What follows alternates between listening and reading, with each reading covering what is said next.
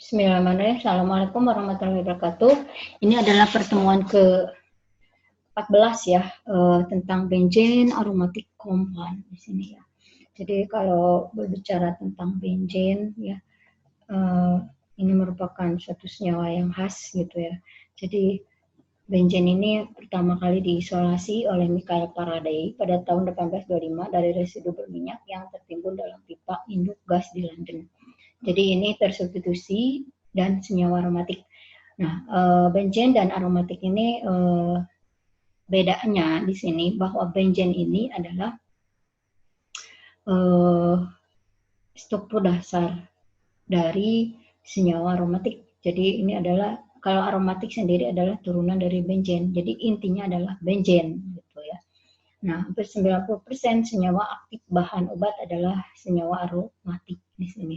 Makanya dibilang khas ini memang senyawa-senyawa aromatik itu memiliki manfaat yang cukup besar lah untuk kehidupan kita sehari-hari.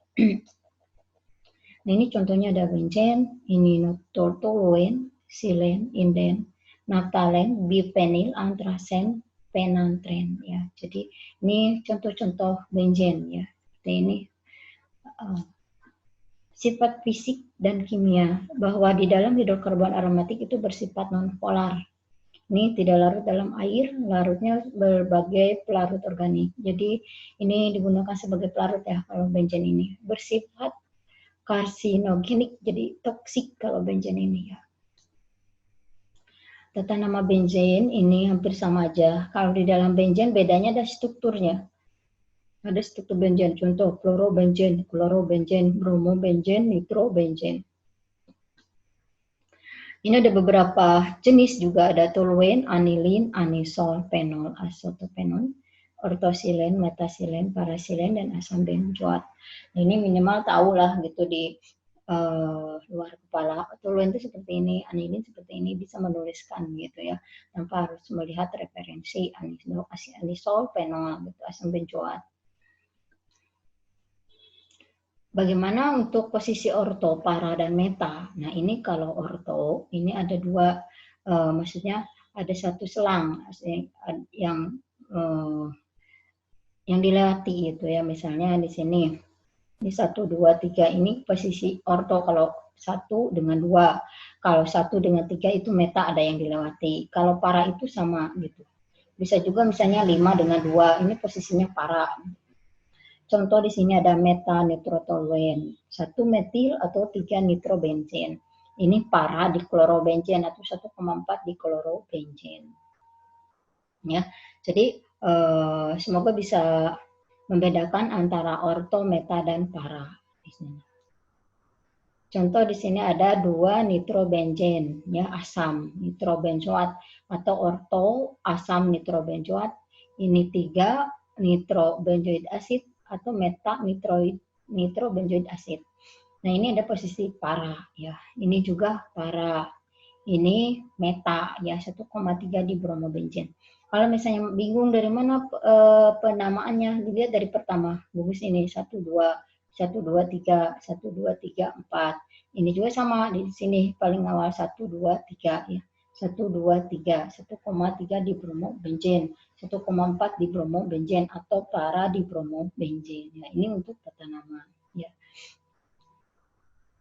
Nah, ini ada beberapa yang contohnya di sini ada metilbenzen atau toluene, kemudian ada 1 bromo 3 nitrobenzen, ada 1 kloro 3 metilbenzen, dan ada 1,4 dimetilbenzen atau disebut dengan di sini paratoluene. Parasilen, bukan paratoluene.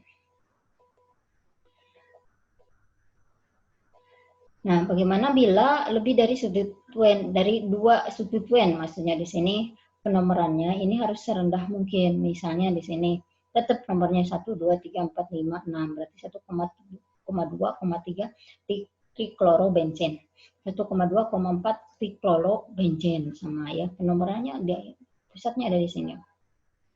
Ini ada kalau ada gugus asam karboksilat di sini sama, ini nomor 1 di sini 1 2 3 4 5. 3,5 di nitrobenzoid acid, dan ini juga sama, ini 1 2 3 4, 2,4 di chlorobenzoid acid. Nah ini untuk benzen ya, resonansi benzen energinya tuh. Jadi kalau bisa dilihat di sini ada siklohesan min 2,8,6 kilokalori per mol, benzen min 49, dan sini yang terjadi resonansi pada saat 36 kilokalori per mol. Ya, di sini apa yang disebut resonansi atau yang disebut dengan delokalisasi elektron. Jadi benzen itu di mana ikatan rangkapnya ini bisa berpindah. Misalnya kalau ini berpindah ke sini, kalau ini berpindah ke sini, pindah ke sini. Kalau ini berpindah ke sini, akan ke sini. Ini berpindah ke sini, akan ke sini. Nah, ini yang disebut dengan resonansi benzen atau yang disebut dengan delokalisasi benzen. Ya, jadi cirinya bisa berpindah ikatan rangkapnya.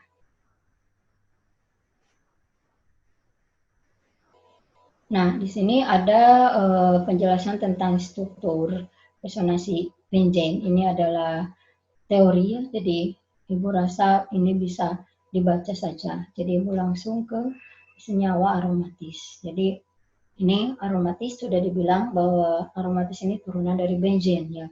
Jadi ini khas yang bisa digunakan untuk parfum, juga bisa digunakan senyawa-senyawa yang aktif untuk medisinal, obat-obatan ya. Jadi di sini senyawa aromatik ini yang digunakan adalah reaksi substitusi ya daripada reaksi adisi. Nah ini untuk aromatik ya. Nah kriteria aromatisitas ini harus siklik. Jadi siklik itu seperti maksud siklik itu ikatan rangkap tunggal, rangkap tunggal. Kalau planar ya seperti ini. Nah, setiap atom pada cincin harus menjadi bagian dari sistem Pi yang diperpanjang. Jadi di sini sistem Pi yang diperpanjang harus mempunyai jumlah elektron Pi yang sesuai dengan ukuran Haskell. Jadi ukuran Haskell itu adalah 4N plus 2. Contoh di sini 6 kan 4N plus 2. Neptalen, antrasen di sini. Contohnya, contoh sederhana aja. Nah, di dalam substitusi elektrofili pada benzen ini ada 3 reaksi yang kita akan bahas. Yang pertama adalah substitusi elektrofili pada benzen yang pertama, yaitu akan meliputi nitrasi aromatik, halogenasi, sulfonasi aromatik, asilasi, dan alkilasi Reder-Knapp ya pada aromatik. Nah, pada dasarnya ini ada mekanismenya, ada energinya, tapi yang dibahas hanya senyawanya saja atau reaksi umum udah jadi gitu, substrat ditambahkan dengan katalis yang digunakan, kemudian menghasilkan produknya apa. Jadi sampai ke mekanisme energinya seperti apa gitu ya. Jadi halangan steriknya gimana ini nggak sampai. Ya, jadi untuk substitusi elektrofil pada benzen ini langsung saja. Yang pertama ini adalah halogenasi. Jadi benzen ditambah X2, X2-nya ini bisa FClBrI, katalisnya FeCl3 akan menghasilkan X-benzen. X-benzen ini bisa klorobenzen, bisa bromobenzen, nanti plus HCl. Nanti tergantung ya, suternya apa di sini. Br2 berarti mengikuti bromobenzen. Katalis yang dipakai adalah FeCl3. Nitrasi berarti ini adalah benzen ditambah HNO3 dengan H2SO4 menghasilkan nitrobenzen plus H2O. Nah ini ya, jadi nitrasi berarti produknya nitrobenzen. Ingat ininya HNO3, katalisnya H2SO4. Kalau sulfonasi ini SO3H2 dengan SO3 menghasilkan benzen sulfonat plus H2O. Itu sulfonasi, jadi SO3H2 dengan SO3 menghasilkan benzen sulfonat ditambah H2O. Itu untuk sulfonasi yang ketiga. Yang keempat adalah alkilasi. Alkilasi itu benzen plus RCl. Rumus umumnya RCl menghasilkan alkil di sini benzen plus HCl. Nanti tergantung CH3-nya berapa di sini. Mungkin bisa aja kloropropana, bisa aja kloroetana dengan bantuan AlCl3 menghasilkan metil benzen plus HCl. Itu alkilasi. Beda dengan asilasi di sini. Kalau asilasi di sini adalah benzen ditambah RCOOCl. AlCl3 menghasilkan ini gugus ada keton plus HCl ya. Jadi contoh di sini adalah kloroacetopenon di sini ditambah dengan AlCl3 ya. Menghasilkan di sini adalah metil keton benzen plus HCl. Ini untuk asilasi. Jadi digarisbawahi bahwa reaksi substitusi elektrofilik pada benzen itu ada 5.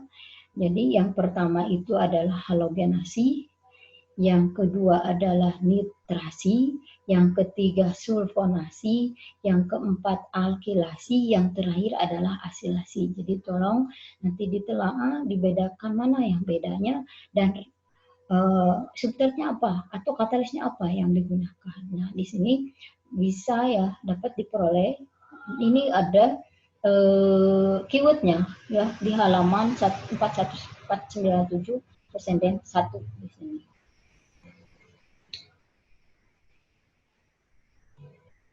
Nah, itu adalah substitusi elektrofilik yang pertama. Bagaimana untuk yang kedua? Substitusi elektrofilik yang kedua ini lebih ke pengaruh substituennya bagaimana gitu ya. Jadi pengaruh X-nya ini gimana? Yang pertama ini bahwa pengaruh X-nya ini bisa mempengaruhi kereaktifan terhadap substitusi berikutnya yang bisa mengarahkan posisi substituen pada substitusi berikutnya ya. Ini untuk lebih ke pengarahan. Ini efeknya apa aja pada cincin benzen ini? Ada induksi, resonansi, dan hiperkonjugasi.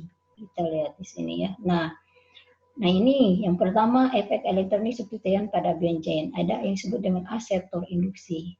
Nah ini diperlihatkan untuk substituen yang mengandung atom yang keelektronegatifannya lebih besar dari atom H. Ya. Contoh di sini OCH3, NH2, Cl, dan NO2. Yang kedua adalah aseptor resonansi. Nah, ini adalah konjugasi antara orbital P digambarkan melalui contoh resonansi dengan muatan positif pada cincin benzen ya. Di sini. Jadi yang kedua itu tentang aseptor resonansi.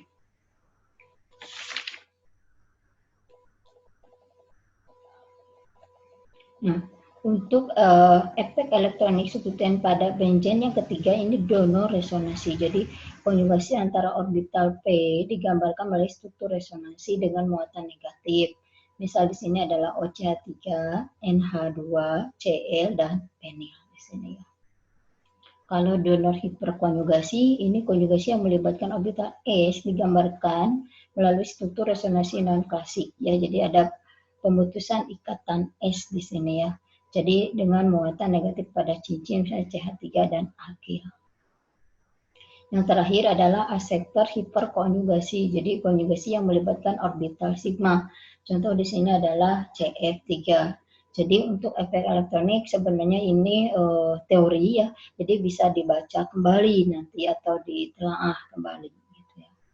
Nah, yang kedua ini efek substituennya ya. Kalau efek substituen pada reaktivitas ini dibagi menjadi 3. Nah, ini yang mengatur pada posisi benzen ini pengarah orto, para, atau pengaktifasi atau pendeaktivasi gitu benzen ini sendiri. Nah, yang pertama ini donor elektron yang meningkatkan reaktivitas atau yang disebut dengan pengaktifasi.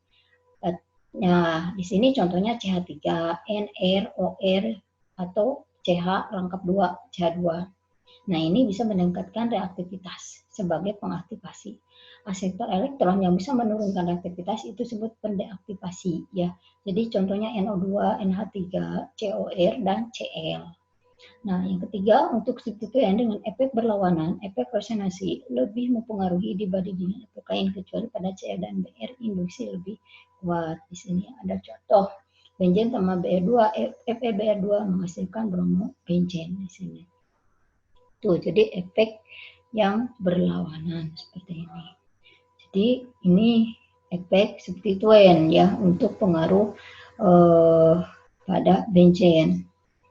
Nah, ini substituen pengaktifasi. Contohnya di sini ada senyawa penoksida lebih besar dari anilin, lebih besar dari fenol, lebih besar dari penil ether, lebih besar daripada anilida, lebih besar dari alkil benzen. Ini sebagai pengaktifasinya ya. Nah, ini pengarahnya bahwa pengaktif itu akan mengarahkan pada pengarah orto dan para. Kalau pendeaktif alpo akan mengarahkan pengarah meta. Misalnya di sini ada gugus substituennya. Ya. Contoh di sini udah ada NH2, NHR, NR, ini golongan amino. Ini golongan hidroksi, maksudnya pengaktif. Jadi pengaktif itu apa? Kalau misalnya pengaruh substituen itu, yaitu bisa meningkatkan reaktivitas, ya, mengaktif, menaikkan pengaktivitas. Ini disebut pengaktif. Kalau pendeaktif itu kan jadinya itu menurunkan reaktivitas. Ini adalah gugus pengarah meta di sini. Asil, karboksi, karboksamida, asam sulfonat, siano, dan nitro. Nah ini sebenarnya keyword ya, atau keyword-keyword yang bisa nanti untuk mengisi latihan-latihan soal seperti itu ya. Untuk nantinya gitu ya dipelajari. Ini kalau secara Ibu terangkan nanti pasti akan agak sedikit bingung juga. Ini pengaruh orto tuh bagaimana, pengaruh meta bagaimana gitu ya. Nanti ada aplikasinya dalam latihan soal. Setidaknya ini keywordnya untuk memudahkan mengisi latihan-latihan soal seperti itu. Nah ini efek substituen pada pengerahan, ini sama juga, ini activating, deactivating. Seperti itu. Nah di sini untuk